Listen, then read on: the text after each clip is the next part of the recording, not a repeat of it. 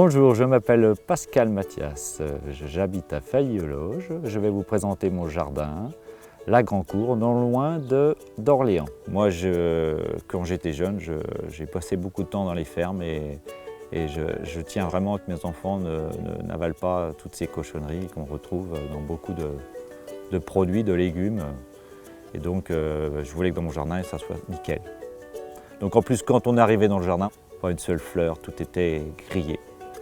Là, on a réussi à refaire revenir la biodiversité. Alors, pour que ce jardin ait retrouvé une certaine biodiversité, nous avons de la chance. Nous sommes en lisière de forêt. Donc, ça n'a pas été très dur d'attirer des bêtes qui vivaient déjà dans cette lisière. Par exemple, on a creusé une mare dès en arrivant et on a eu tout de suite des rainettes la première année. J'ai fabriqué quelques nichoirs à insectes pour les attirer. Pour les plus gros, j'ai quelques nichoirs à oiseaux. Donc j'ai à côté en plus, pour assurer une bonne pollinisation de tout ce jardin, je me suis mis à l'apiculture. Et j'ai voulu faire encore quelque chose de plus naturel possible, donc j'ai laissé tomber la ruche d'Adam et je me suis lancé dans la ruche kényane. On devient un jardinier bio, il faut d'abord être jardinier, aimer ça, aimer mettre les mains dans la terre, aimer les plantes, les animaux, etc. Et s'intéresser à la nature, donc pour moi il faut déjà être comme ça. Et après, on lit des livres, plein de livres, et puis on se fait sa sauce, ses petites théories, ses petites méthodes. Petit à petit, on teste, on se trompe.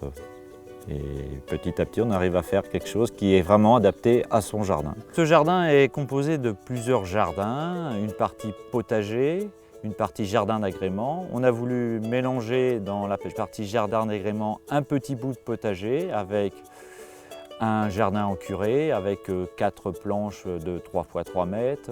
Nous avons après agrandi le potager qui semblait trop petit et nous l'avons installé derrière la grange pour avoir plus de place et pour pouvoir faire plus de légumes. Dans ce deuxième potager, ce grand potager, nous avons installé un système de lignes. C'est un jardin à la Gertrude Frank.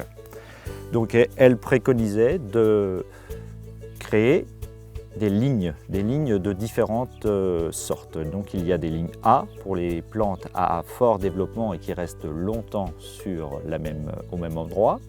Il y avait des lignes B pour des plantes un peu moins développées et qui ont une durée de culture plus courte.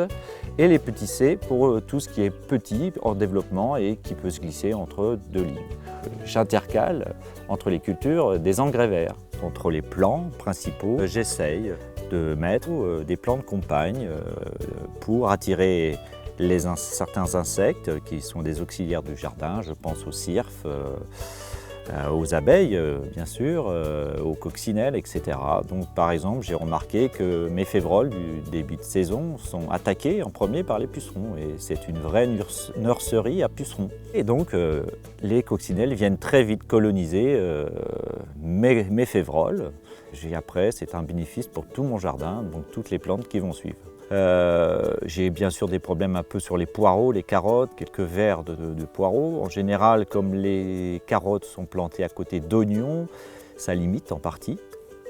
Et le pierrine m'embête un petit peu, lui par contre.